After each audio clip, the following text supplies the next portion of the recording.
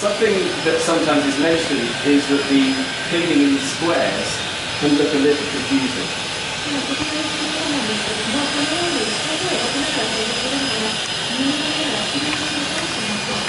And this is where we actually have to begin to trust robots to be more accurate and more efficient than human beings.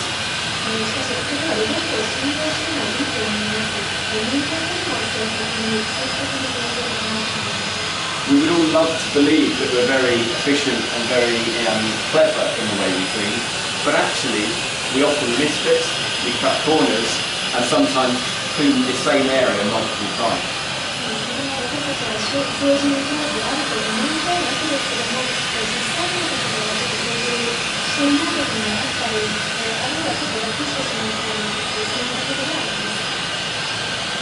With the Dyson Link app, at the